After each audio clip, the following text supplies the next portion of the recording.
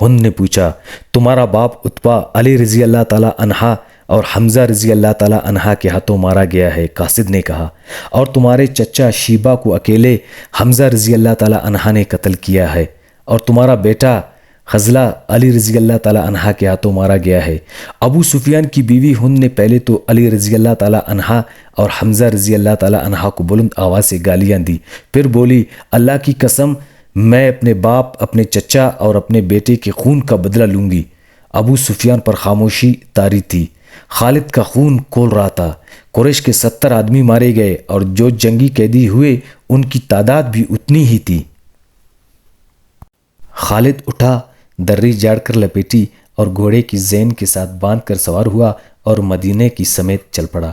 اس نے زین کو یادوں سے خالی کر دینا چاہا، لیکن اس کا ذہن مدینہ پہنچ جاتا جہاں رسول اللہ صلی اللہ علیہ وآلہ وسلم تھے اور جو تبلیغ اسلام کی مرکز بن گیا تھا۔ آپ صلی اللہ علیہ وآلہ وسلم کا خیال آتے ہی اس کا ذہن پیچھے چلا جاتا اور اسے وہ منظر دکھاتا جن کے خالق آن حضرت صلی اللہ علیہ وآلہ وسلم تھے۔ اس کے ذہن میں ہند کے الفاظ یاد آئے جو اس نے اپنے خاوند ابو سفیان سے کہے تھے، میں اپنے باپ اور چچا کو بھول سکتی ہوں۔ ہند نے کہا تھا، کیا میں اپنے لخت جگر خزلہ کو بھی بھول جاؤں؟ ماں اپنے بیٹے کو کیسے بھول سکتی ہے؟ اللہ کی قسم میں محمد صلی اللہ علیہ وآلہ وسلم کو اپنے بیٹے کا خون معاف نہیں کروں گی۔ یہ لڑائی محمد صلی اللہ علیہ وآلہ وسلم نے کرائی ہے۔ میں حمزہ رضی اللہ تعالیٰ عنہ اور علی رضی اللہ تعالیٰ عنہ کو نہیں بخشوں گی۔ وہ میرے باپ، میرے چچا اور میرے بیٹے کے قاتل ہیں۔ میرے خون کو صرف میرے بیٹے کا قتل گرما رہا ہے۔ ابو سفیان نے کہا تھا، مجھ پر اپنے بیٹے کے خون کا انتقام فرض ہو گیا ہے۔ میں سب سے پہلے یہ کام کروں گا کہ محمد صلی اللہ علیہ وآلہ وسلم کے خلاف زبردست فوج تیار کر کے اسے آئندہ لڑنے کے قابل نہیں چھوڑوں گا۔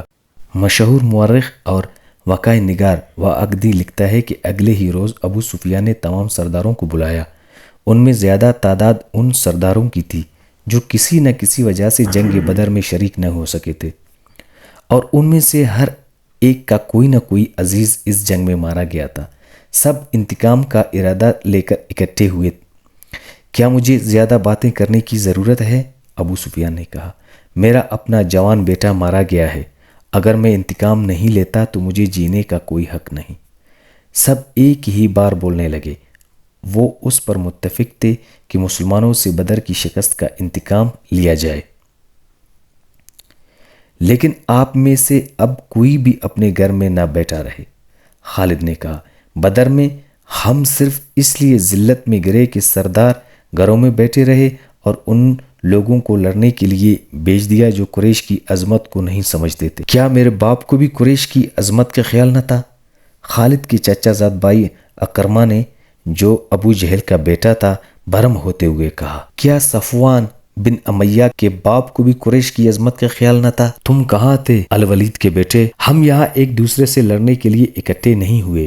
ابو سفیان نے کہا، خالد تمہیں ایسی بات نہیں کہنی چاہیے تھی جس سے کوئی اپنی بے عزتی محسوس کرے۔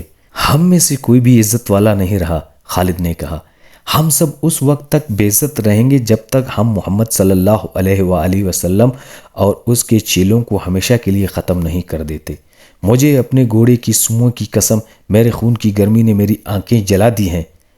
ان آنکھوں کو مسلمانوں کا خون ٹھنڈا کر سکتا ہے۔ میں پھر کہوں گا کہ اب سردار آگے ہوں گے اور میں جانتا ہوں کہ میں میدان جنگ میں کہاں ہوں گا، لیکن جنگ میں ہمارا جو سردار ہوگا میں اس کا حکم کا پابند رہوں گا، اور اگر میں سمجھوں گا کہ سردار نے مجھے ایسا حکم دیا ہے جو ہمیں نقصان دے گا تو میں ایسا حکم نہیں مانوں گا۔ سب نے متفقہ طور پر ابو سفیان کو اپنا سردار مقرر کیا۔ اس سے کچھ روز پہلے اہل مکہ کا ایک قافلہ فلسطین سے مکہ واپس آیا تھا۔ یہ تجارتی قافلہ تھا۔ مکہ کے باشندوں خصوصاً قریش کے ہر خاندان نے اس تجارت میں حصہ ڈالا تھا۔ اس قافلے میں کم و بیش 1000 اونٹ تھے اور جو مال گیا تھا اس کی مالیت 50,000 دینار تھی۔ قافلے کا سردار ابو سفیان تھا جس نے 50,000 پر 50,000 دینار منافع کمایا تھا۔ قافلے کی واپسی کا راستہ مدینے کے قریب سے گزرتا تھا۔ مسلمانوں کو پتہ چل گیا کہ انہوں نے پورے قافلے کو گرفتار کرنے کا ارادہ کیا اور ایک مقام پر قافلے کو گھیرے میں لے لیا، لیکن وہ زمین ایسی تھی کہ ابو سفیان نے ایک ایک آدمی اور ایک ایک اونٹ کو زمین کی اونچی نیچے خدوخال سے فائدہ اٹھاتے ہوئے گھیرے سے نکال دیا تھا۔ خالد کا گھوڑا خراما خراما مدینہ کی طرف چلا جا رہا تھا، مگر خالد کا ذہن پیچھے کو سفر کر رہا تھا۔ اسے اس وقت کا جب قریش انتقام کی اسکیم بنانے کے لیے اکٹھے ہوئے تھے، ایک ایک لفظ جو کسی نے کہا تھا سنائی دے رہا تھا۔ اگر تم نے اپنی سرداری مجھے دی ہے تو میرے ہر فیصلے کی پابندی تم پر لازم ہے، ابو سفیان نے کہا۔ میرا پہلا فیصلہ یہ ہے کہ میں نے ابھی 50,000 دینار منافع سب میں تقسیم نہیں کیا، وہ میں تقسیم نہیں کروں گا۔ یہ مسلمانوں کے خلاف فیصلہ کن جنگ میں استعمال ہوگا۔ مجھے اور میرے خاندان کو یہ فیصلہ منظور ہے، سب سے پہلے خالد نے کہا۔ پھر منظور ہے، ایسا ہی کرو، منظور ہے کہ آوازیں اٹھیں۔ میرا دوسرا حکم یہ ہے، ابو سفیان نے کہا، کہ جنگ بدر میں ہمارے جو آدمی مارے گئے ہیں ان کے لواکین آہ وزاری کر رہے ہیں۔ میں نے مردوں کو دہاڑے مارتے اور عورتوں کو بین کرتے سنا ہے۔ اللہ کی قسم، جب آنسو بہہ جاتے ہیں تو انتقام کی آگ سرد ہو جاتی ہے۔ آج سے بدر کے مقتولین پر کوئی نہیں روئے گا۔ اور میرا تیسرا حکم یہ ہے کہ مسلمانوں نے بدر کی لڑائی میں ہمارے جن آدمیوں کو قید کیا ہے ان کی رہائی کے لیے کوئی کوشش نہیں کی جائے گی۔ تم جانتے ہو کہ مسلمانوں نے قیدیوں کی رہائی کے لیے ان کے درجے مقرر کر دیے ہیں اور ان کا فدیہ 1,000 سے 4,000 درہم مقرر کیا ہے۔ ہم مسلمانوں کو 1 درہم بھی نہیں دیں گے، یہ رقم ہمارے ہی خلاف استعمال ہوگی۔ خالد کو گھوڑے کی پیٹھ پر بیٹھے اور مدینے کی طرف جاتے ہوئے جب وہ لمحہ یاد آ رہے تھے تو اس کی مٹھیاں بند ہو گئی۔